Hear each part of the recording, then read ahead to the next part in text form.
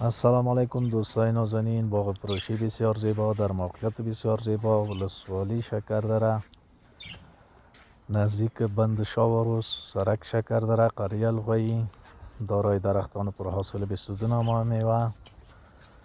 دارای برق مستقل شمسی 6 کیلووات، دارای آب مستقل، دارای 20 نوه 22 نوه درخت پرحاصل، مساحت زمین 37 بیسوه، قیمت زمین 1,80,000 دلار با اندک جور آمد، قابل سرمایه گذاری و فارمداری، دارای یک تعمیر یک منزله با آشپزخانه اصری و حمام اصری، فارم 5 در 20.